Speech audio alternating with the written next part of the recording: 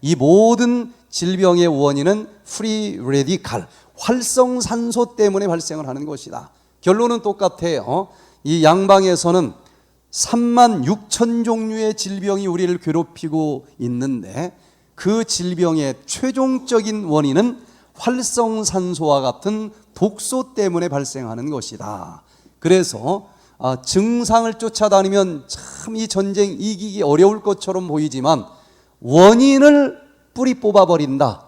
그러면 어떤 질병을 가지고 있다 할지라도 그 질병의 뿌리는 무엇 때문에 생기는 것이다? 활성산소라고 하는 독소 때문에 생기는 것이다. 그러면 싸워볼 만하지 않겠습니까? 자, 그러면은 도대체 활성산소가 어떻게 생겼길래 그 수많은 질병을 발생시킨다는 것인지 좀 그 원리를 이해하면은 가능하겠구나라고 생각을 할 수 있겠습니다. 에덴 동산에서는 하나님께서 모든 것을 다 짝이 있도록 만들어 주셨어요. 그러나 에덴 동산을 이제 등지고 살아가는 이 삶의 현장은 여러 가지 우주선, 방사선, 수많은 활성산소들이 들어오면서 서로 공격도 하고 그 짝을 하나 잃어버리게 만들면서 이 활성산소라고 하는 물질들이 우리 몸과 마음 속에 들어오며 모든 질병을 발생시킵니다. 자, 활성산소라고 하는 것은 이렇게 짝이 맞지 않고 전자 차원이든 아니면 원자 차원이든 뭔가 안정되지 못하고 짝을 잃어버린 물질을 그냥 총칭해서 활성산소라고 불렀어요. 그 중에서 사람의 몸을 뜯어먹으면서 질병을 만들어주는 것이 주로 짝을 잃어버린 산소가 많기 때문에 대표적으로 활성산소라고 불렀을 뿐이지 산소가 아닌 물질이라도 짝을 잃어버린 물질은 똑같이 프리 레디칼이 됩니다. 자, 그런데 예를 들어서 여기 모든 물질은 세포 핵이 있고 그 주변에 전자들이 떠돌아다니는 형태를 띠고 있는데 플러스 전자가 있으면 뭐가 있겠어요? 마이너스 전자가 있어요. 음과 양이 딱 서로 만나면은 안정된 상태가 되고 그 자리에 그대로 있는 존재가 가능합니다. 그런데 앞면만 있는 동전은 존재할 수 없는 거예요. 음과 양이 딱 만나면 안정되겠지만은 여기 어떤 물질이 방사선에 맞았는지 발암 물질로 맞았는지 마이너스 전자 하나가 날아가 버렸어요. 그러면은 뭔가 갈빗대 하나 없는 아담처럼 좀 옆구리가 허전하고 외로울 거예요. 그러면은 안정된 상태가 되기 위해서 끊임없이 거기에 필요한 짝을 찾을 때까지 떠돌아다닌다. 이것을 프리 레디칼이라고 불렀고 한국에선 번역을 다양하게 했습니다. 초창기 때는 방랑기, 유리기, 또 활성 물질 여러 가지로 번역을 했는데 최근에는 주로 대표적으로 활성산소라고 정확한 정의는 아니지만 그렇게 부르고 있어요. 자, 이런 물질들이 음식을 통해서 오염된 공기를 통해서 몸속으로 들어오면은 이 물질은 외롭기 때문에 계속 돌아다닙니다. 여기에 뭔가 좀 내 짝을 찾아서 채워 넣어야 내가 편안하고 안정이 될 텐데 그래서 활성화되어 돌아다니는데 예를 들어서 음식과 함께 위장으로 들어왔어요. 근데 가만히 보니까 위장 점막 세포에도 세포 핵이 있고 전자가 주변에 떠돌아다니는데 그 중에 요 마이너스 전자를 하나 딱 뜯어서 자기 빈 곳에 채워 넣으면은 행복할 것 같은 생각이 드는 거예요.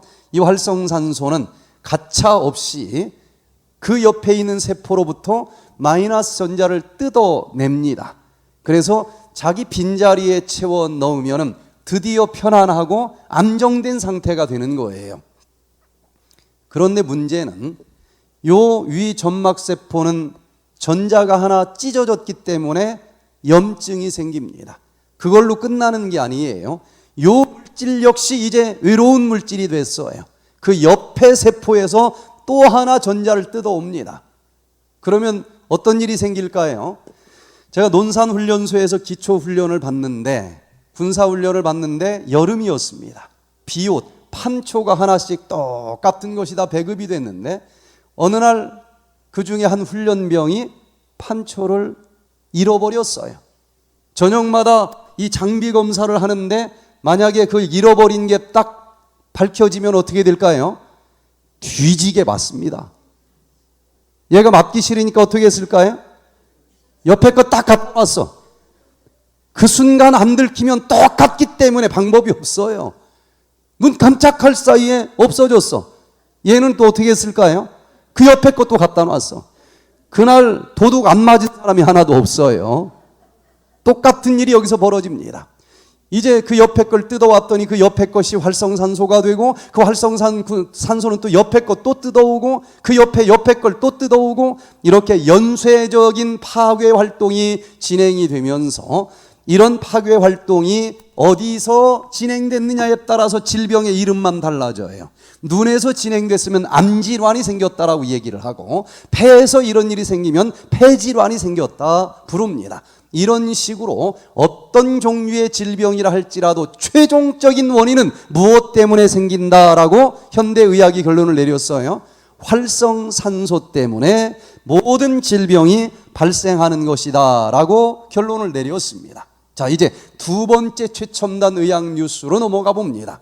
그러면 이제 모든 질병이 활성산소 때문에 생기는 것이니까 이 질병에 안 걸리려면 뭐만 내 몸과 마음 속에 들어오지 못하도록 해주면은 질병이 안 걸리는 겁니까?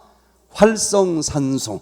그래서 이 활성산소를 멀리하는 삶을 살기만 하면은 아예 100살이 돼도 질병이 안 걸리고 살 수 있는 길이 있다는 것입니다.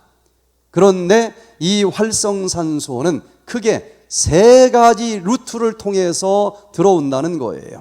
하나는 먹는 음식과 함께 활성산소가 들어오고, 또 그 음식을 에너지로 태우면서 활동할 때 이 운동하는 과정에서도 활성산소가 발생을 합니다. 또 세 번째는 오염된 공기와 함께 상당량의 활성산소가 들어옵니다. 그런데 우리 몸이 얼마나 잘 만들어졌는지 활성산소 한 번 들어와 가지고 질병이 생기지는 않아요. 그런데 이 활성산소가 발생할 수밖에 없는 행동을 한 번만 하는 것이 아니라 계속 반복적으로 한다. 습관이 됐다. 이건 무섭습니다. 먹는데 어떤 먹거리를 먹느냐에 따라서 활성산소가 많이 발생하는 먹거리가 있고, 또 어떻게 먹느냐에 따라서 활성산소가 많이 발생하는 습관이 있습니다. 그래서 우리는 이 고기나 생선을 먹게 되면은 이 소화기관이 채식을 소화시키도록 맞춰져 있기 때문에 고기 생선을 먹으면 소화가 되긴 되지만은 많이 활성산소가 발생을 한다는 거예요. 또 여러 가지 식품 첨가물들, 농약이 뿌려진 음식을 먹는 것, 또 기름으로 튀겨서 먹는 것, 이런 것들은 활성산소가 훨씬 더 많이 발생을 하는데, 어쩌다 한 번 먹는 거에 어찌할 수 없지만 습관적으로 맛있다고 해서 계속 먹는 사람들은 활성산소가 많이 발생할 수밖에 없다는 거예요. 또 똑같은 현미밥이라 할지라도 5번 씹고 삼키느냐 100번 씹고 삼키느냐에 따라서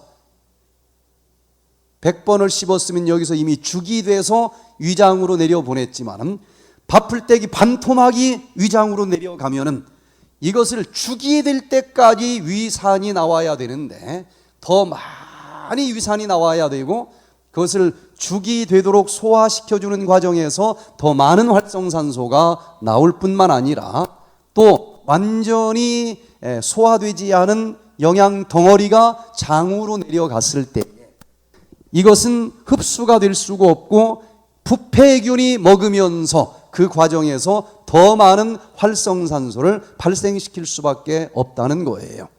또 운동도 적당히 해야 됩니다. 우리가 먹은 포도당을 미토콘드리아에서 태우고 ATP라고 하는 에너지가 만들어져야 운동이 가능한 것인데, 이게 태워지기 위해서는 산소가 필요합니다. 그래서 우리가 삼중 항산소를 계속 호흡을 하면서 들이마시는 건데, 우리가 들이마신 착한 산소, 삼중 항산소 중에서 1% 내지 3%는 미토콘드리아에서 에너지로 태워지는 과정에서 활성산소로 불연소가 된다는 거예요. 그래서 이게 1시간 이상 너무 한 번에 과도한 운동을 하게 될 때는 운동의 효과보다도 그때 발생하는 활성산소의 마이너스 효과가 더 크기 때문에 운동을 잘못하면 더 빨리 늙어요. 그래서 수많은 직업군들 중에서 가장 빨리 늙고 가장 빨리 죽는 사람들은 운동선수로 나옵니다. 활성산소가 너무 많이 나오는 거예요. 그래서 운동도 무대뽀로 해서 되는 것은 아니고 가장 적절한 강도의 운동이 무엇인지, 나에게 맞는 운동이 무엇인지를 배워서 그대로 해줄 필요가 있고, 오염된 공기와 함께 많은 활성산소들이 나온다는 것입니다. 자, 이렇게 여러 루트로 활성산소가 나온다는 것을 잘 배워서 내가 혹시 습관적으로 활성산소가 많이 발생하는 습관을 가지고 있는 것은 아닌지, 그 습관 자체를 고쳐야 100세 넘게 살 수 있고 질병 없이 건강하게 살 수 있다는 것입니다. 자, 세 번째 최첨단 의학 뉴스로 넘어가 보면은요, 활성산소 때문에 만병이 생긴다. 안 들어오게 해주면 제일 좋지만 이 세상은 그리 만만치가 않습니다. 이 속에서도 활성산소는 발생을 해요. 그래서 이 활성산소를 적극적으로 대항해서 싸워주는 최고의 치료제가 무엇인지를 우리가 찾아서 그것을 잘 공급해 줄 필요가 있는데, 세 번째 최첨단 의학 뉴스는 최고의 치료제는 항산화제, 엔티옥시던트, 활성산소에 대항해서 싸워주는 치료제라고 하는 것입니다. 그러면 항산화제가 만병을 치료하는 기적과 같은 치료제라 이야기하는데, 과연 항산화제는 어떤 원리로 그 무서운 활성산소를 다 풀어주고 해독을 시켜주면서 질병이 안 걸리도록 해준다는 것인가? 자, 아까 짝을 잃어버린 활성산소는 내 몸에 있는 세포 중에서 자기에게 필요한 것을 뜯어 먹고 안정된 상태가 되려고 한다 그랬습니다. 그때 우리가 항산화제를 먹어주면은 어떤 일이 벌어지는가 하면은 이 활성산소가 내 폐 점막을 딱 뜯어 먹으려고 할 때에 활성산소가 충분히 준비되어 있다고 하면은 활성산소가 중간에 딱 가로막고 섭니다. 안 돼 하면서 말려요. 야, 활성산소, 네가 외로운 건 알겠는데 그렇다고 해서 우리 주인 양반 세포 뜯어 먹으면은 우리 주인 양반 폐렴 걸려서 죽어. 안 돼. 난 절대로 그 꼴은 보고 있을 수가 없다. 못 뜯어 먹어.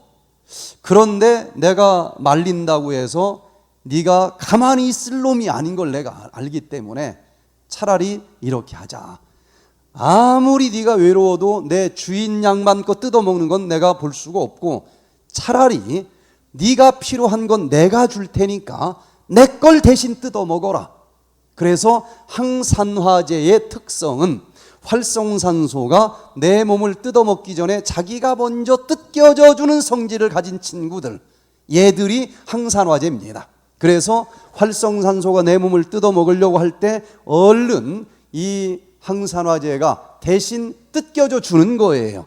그랬더니 활성산소는 뭐 어디서 가지고 왔던 이제 자기는 만족한 겁니다. 그래서 내 몸을 뜯어먹을 이유가 없어요. 그래서 내가 염증이 생기고 상처를 입고 죽을 수밖에 없었던 상황이었는데 누구의 도움으로 내가 살 수 있다는 거예요? 항산화제의 도움으로 살 수 있다는 것입니다. 이렇게 물리적인 활성산소와 항산화제도 있지만 우리는 이 영적인 활성산소가 더 무섭지 않습니까? 죄악이라고 하는 활성산소가 내 영혼을 뜯어먹기 시작을 하면 언제까지 뜯어먹을까요? 죽을 때까지 뜯어먹어요. 그때 그 쓰라림과 곤고함은 이건 뭐 여기 육체적으로 상처난 것하고도 비교가 안 되는 거예요.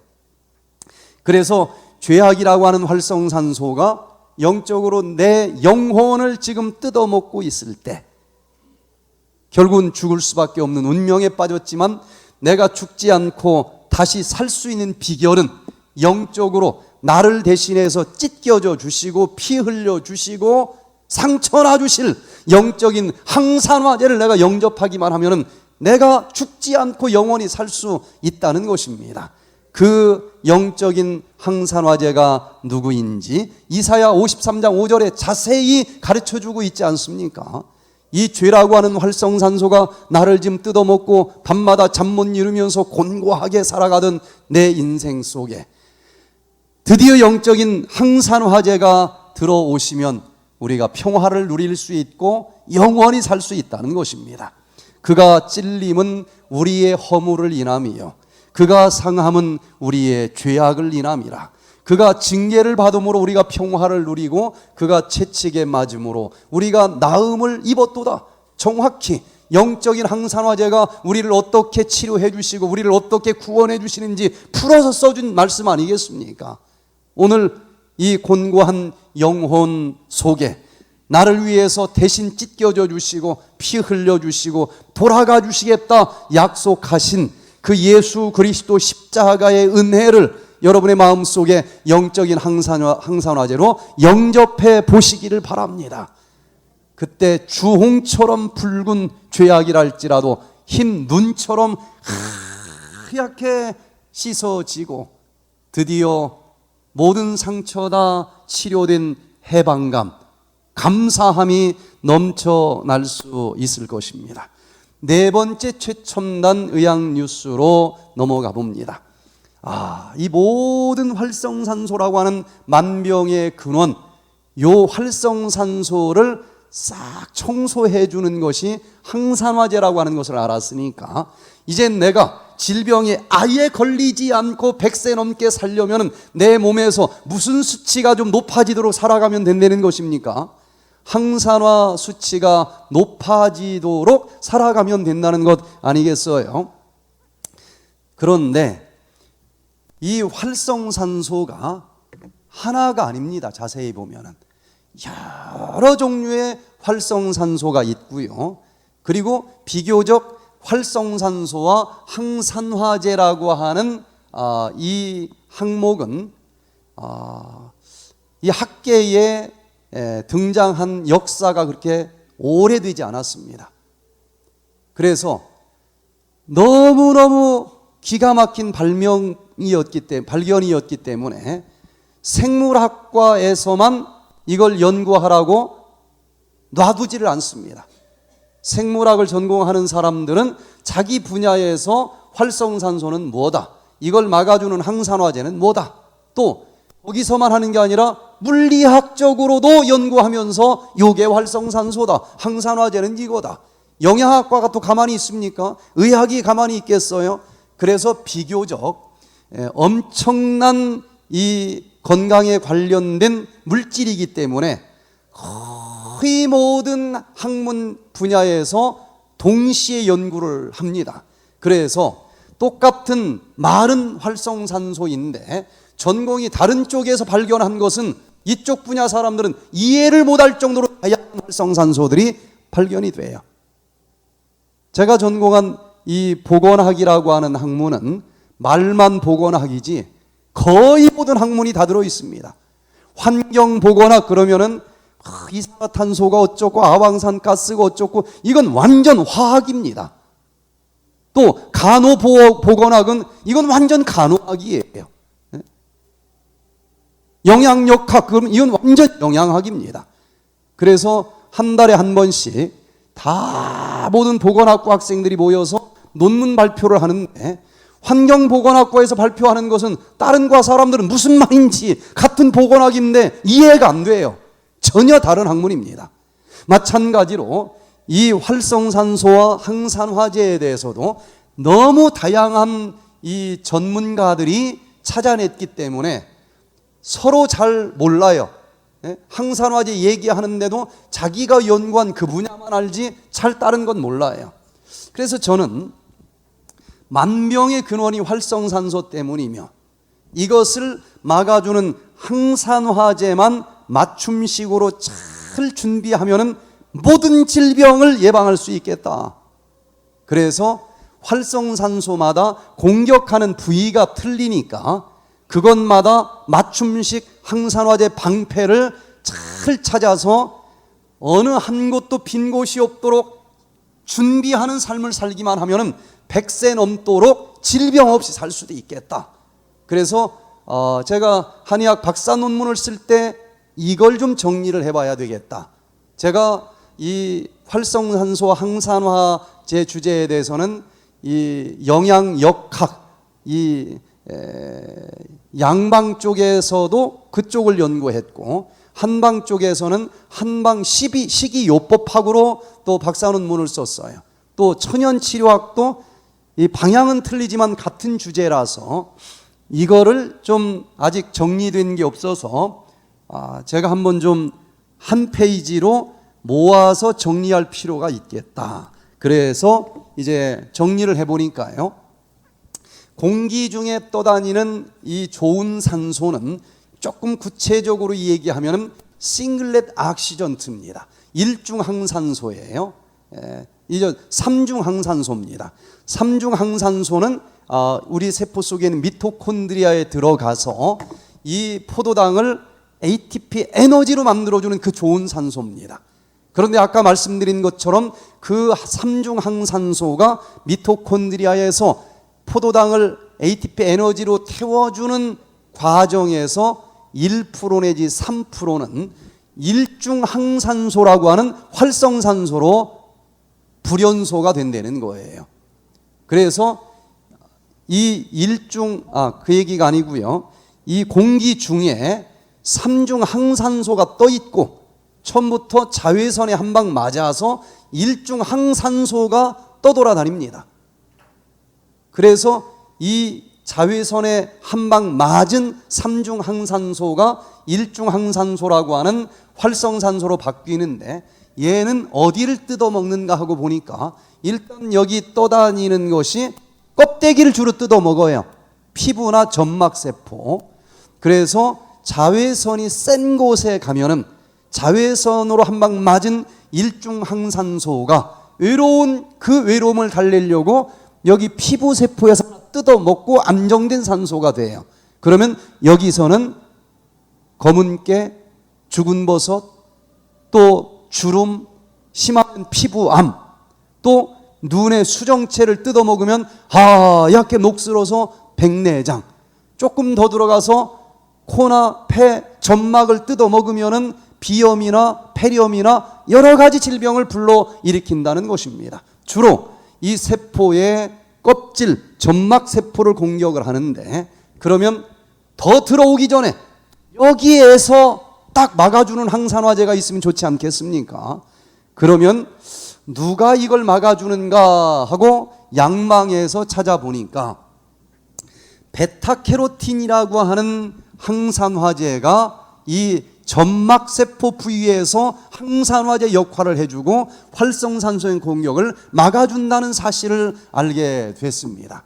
자, 똑같은 자외선이 날아올 때에 일중항산소라고 하는 활성산소를 만들어 버리면 동물이나 사람은 그 활성산소의 피해량이 되기 원하지 않는다고 하면 어떻게 하면 돼요?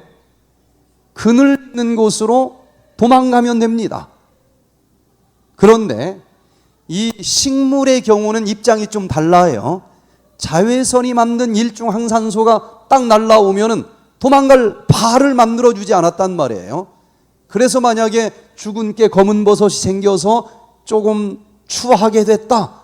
그러면은 창조주한테 좀 비난을 좀 할 만하지 않겠어요?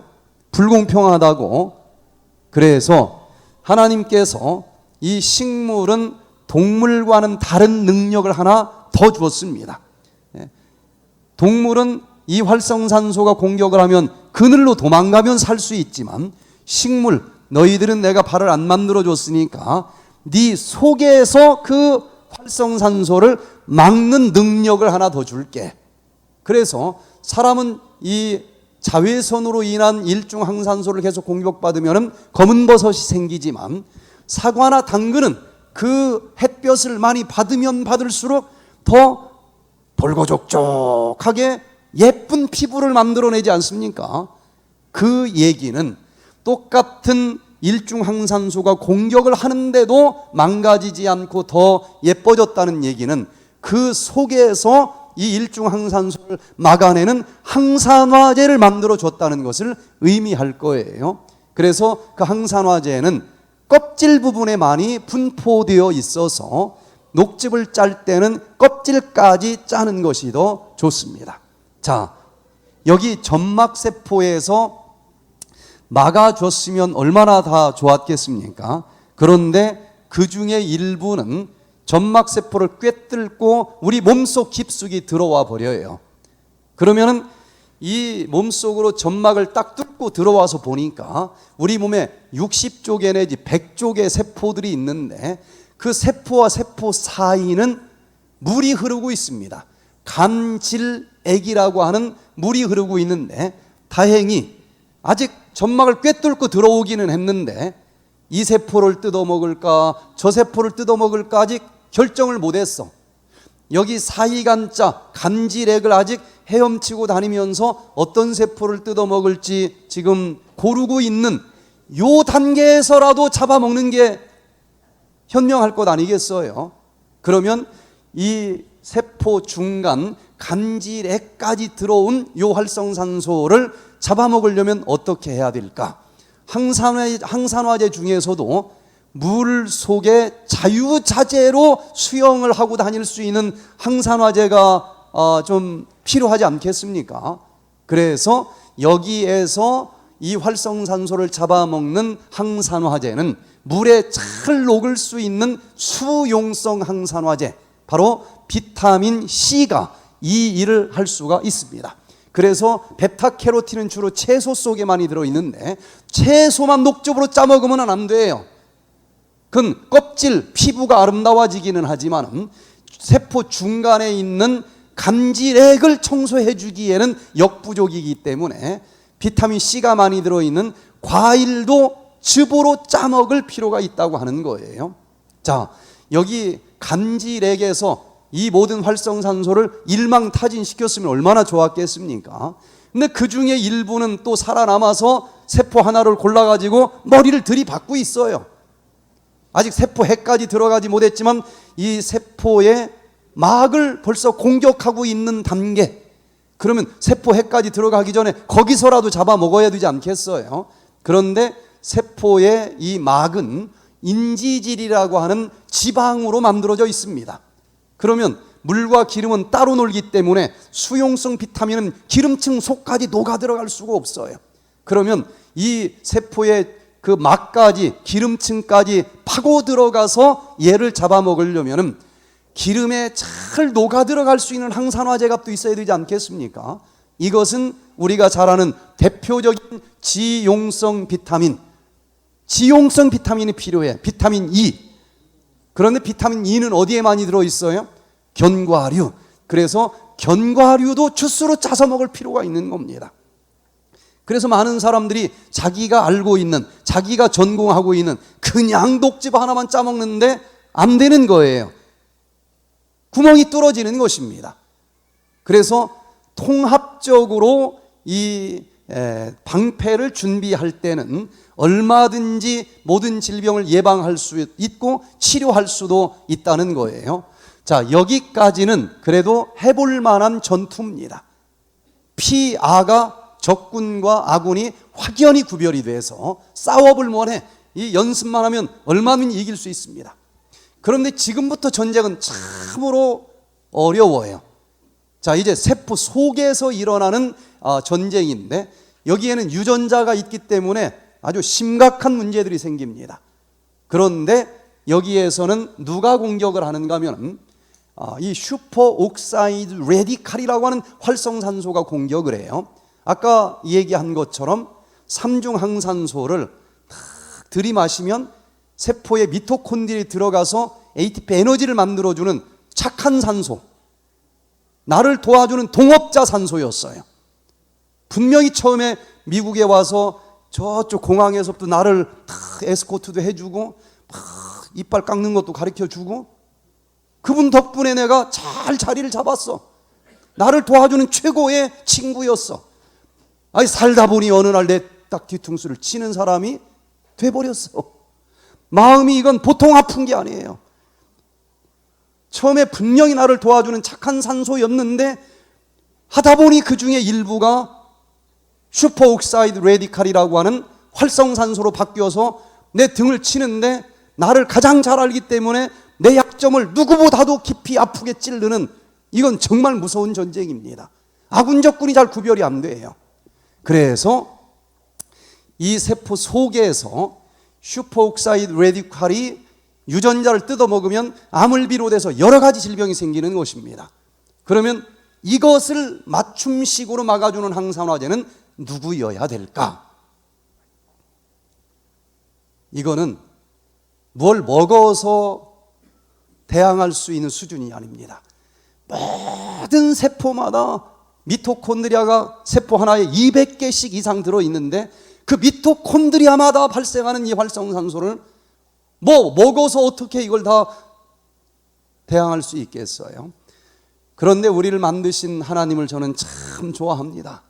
그분께서 말씀하시기를 너희들이 감당치 못할 시험은 허락하지 아니하신다는 거예요. 제가 믿기로는 최선을 다하기만 하면 나머지 부족한 건 하나님이 채워주실 것이라 저는 그 확신이 있어요. 최선을 다하기만 하면 두려움이 없습니다. 뭐 내가 거기까지인데 어떡하겠어. 그러나 내가 정말 최선을 다해서 살기만 하면은 나머지 역부족인 건 하나님이 책임져 주실 것이다. 저는 그 믿음으로 살아갑니다. 이건 내가 노력해서 감당할 부분이 아니에요. 그래서 하나님이 요건 네가 뭐 먹어서 될 문제가 아니다.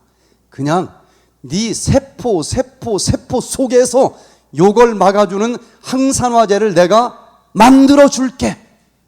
그래서 이건 모든 사람의 세포 속에서 만들어지는 슈퍼 옥사이드 레디칼을 디스뮤타제, 완전히 해체시켜주는 슈퍼 옥사이드 디스뮤타제, 약자로 SOD라고 하는 천연 항산화 효소가 누구든지 만들어져요.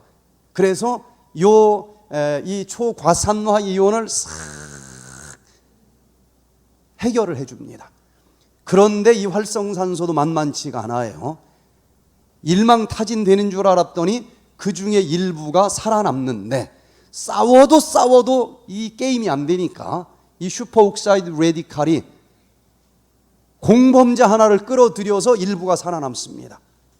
수소라고 하는 공범자를 하나 딱 끌어들여서 H2O2 과산화 수소로 일부가 바뀌면서 또 살아남아요. 이 과산화 수소도 무서운 활성산소로 알려져 있습니다. 금세 안정된 H2O로 변해버리면서 하나 떨어져 나온 외로운 산소가 또 뜯어먹는 거예요, 유전자를. 그런데 얘를 잡아먹는 항산화제는 누구인가 하고 연구해 보니까 카탈라제와 글루타치온 퍼옥시다제, 이런 항산화제가 얘를 또 다 해결을 해주는 것입니다. 그런데 이런 이 효소들은 셀레늄과 같은 미네랄을 내가 먹어줄 때 만들어져요. 하나님은 다 해줄 수도 있지만 내가 할 수 있는 것을 하기를 원합니다. 왜? 이 승리의 기쁨을 같이 누리기를 원해. 우리가 동반자가 되기를 원합니다. 하나님이 전도 혼자 다 할 수도 있어요. 그런데 내가 하기를 원하는 건 나도 그 기쁨을 좀 나누어 갖기를 원하는 것입니다. 그래서 우리가 에덴에서 가르쳐 주신 그 음식을 5대 영양소 짝이 딱 맞도록 이 견과류까지 잘 먹어주면은 셀레늄이 잘 만들어지면서 H2O2가 싹 해결이 되는 것입니다. 거의 전쟁이 끝나는 줄 알았더니 참 이 질깁니다. 활성산소도. 얘가 어떻게 살아남느냐? 분신 자살하면서 일부가 또 살아남아요. H2O2가 반절 딱 분신 자살을 하면은 HO OHO 두 개가 됩니다. 바로 OH라고 하는 하이드락실 레디칼이라고 하는 무서운 활성산소가 나오는데, 얘가 지금까지 밝혀진 활성산소 중에서 제일 무서운 활성산소예요. 1초에 따다다다다다다 100만 번 공격하고 날아가 버려. 그래서 다른 건 다 이쪽 저쪽 여러 분야에서 제가 맞춤식 항산화제를 찾아서 이런 식이면 질병 다 정복할 수 있겠다 그랬는데, 마지막 하나 남은 가장 무서운 이 OH 레디칼은 어떤 전문 서적을 뒤져봐도 답이 없어요. 항산화제를 이 학계가 찾아내질 못했습니다. 그래서 구멍이 뻥 뚫어져 가지고 걸릴 질병 다 걸리는 겁니다. 계속 이 분야를 찾고 연구하는 중에 드디어 2007년도 6월 달에 네이처 메디슨에 드디어 OH 레디칼에 대항할 수 있는 항산화제를 찾았습니다 하는 논문이 나오는 거예요. 그때 제가 얼마나 기뻤는지, 드디어 이 질병 얼마든지 다스릴 수 있겠다. 근데 답을 찾아놓고 보니까 너무 간단해. 좀 반발 앞서 나가는 사람이 많이 느끼는 것인데, 어렵게 답을 하나 찾았는데 그 다음 사람들은 뭐 그까짓 것 가지고 그래, 그러는 경우가 많아요. 자, 그게 바로 뭔가 하면은 아주 간단합니다. 이 OH를 풀어주는 항산화제는 활성수소라는 거예요. 여기에 수소 하나가 딱 날라오면은 수소 두 개와 산소 하나가 돼요. H2O, 암정된 물이 되고 그냥 끝나는 것입니다. 그런데 이걸 그렇게 오랫동안 찾지 못했던 거예요. 그래서 이게 진짜 이 OH를 다 풀어주는 항산화제 맞느냐? 여기 네이처지에서 받아준 이유는 쥐를 가지고 실험을 했는데 7마리 쥐에다가 OH 활성산소를 불어넣었더니 이게 불안정하니까 혈관을 딱 수소 하나 뜯어먹으면서 상처가 나게 됐고 뇌출혈이 일어난 거예요. 반신불수가 된 겁니다. 7마리가. 그러자마자 바로 2% 농도의 수소를 불어넣어줬어요. 그랬더니 이 OH가 힘들게 혈관 뜯어먹을 필요가 없지 않습니까? 들어온 수소를 딱 만나서 그냥 H2 안정된 물이 되니까 금방 7마리 쩔뚝거리던 그 쥐들 중에서 4마리가 바로 걸어 다니는 겁니다. 이야, 이거 기가 막힌 항산화제다. 그래서 이 논문이 나오자마자 드디어 저도 이제는 이 모든 질병 예방하고 치료하는 길이 열렸다. 그래서 제가 이제 이 활성 수소가 나오는 원적외선 수소 찜질방을 하나 개발을 해서, 처음에는 이동식으로 한 8명 들어가는 것을 이제 개발을 해서 한 2개 만들어서 해보니까 너무너무 좋다는 거예요. 동네 찜질방하고는 완전히 틀려요. 거기는 10분만 있어도 힘들어서 나오는데 여기는 1시간이 됐는데도 안 나가려고 그래. 평생 찜질방 가서도 땀을 한 번도 흘려본 적이 없는 사람들도 비 오듯이 쏟아져요. 손발이 얼음처럼 찬 사람들은 이게 처음엔 땀이 안 납니다. 그 사람들은. 근데 며칠 하면은 위에는 땀이 나요. 아래는 땀이 안 나. 그래도 며칠 계속 하면은 이제 여기 허벅지도 땀이 나요. 허벅지까지 나. 마치 얼음 녹듯이 녹아 내려갑니다. 이제 장단지도 나요. 근데 발목 아래는 아직도 차요. 이렇게 몇 주 하면은 발가락 끝까지 따끈따끈하게 이제 데펴지면서 땀이 온몸에서 빠져나와요. 그래서 이거 조금 크게 해야 되겠다 해서 한 30명이 동시에 들어가는 이제 고정식 찜질방을 새로 더 만들어서 매일 한 번씩 합니다. 그래서 이제 이 여러 가지 활성산소의 공격을 이렇게 맞춤식으로 막아줄 수 있는 항산화제를 이 프로그램에 하나씩 다 풀어서 이제 넣어놓고 이 방패를 잘 활용을 했더니 이제 여러 가지 질병, 어떤 모양으로 나타난 질병이라 할지라도 이 질병들이 싹 치료되는 모습들을 보게 됩니다. 그래서 이 활성산소가 여러 가지 모양으로 우리를 괴롭히고 있다 할지라도 얼마든지 방패만 제대로 준비하면은 이 모든 질병들과의 싸움에서 이길 수 있는 길이 있다. 여기까지 말씀을 드리면서 오늘 1차 강의를 마치도록 하겠습니다. 네, 수고하셨습니다.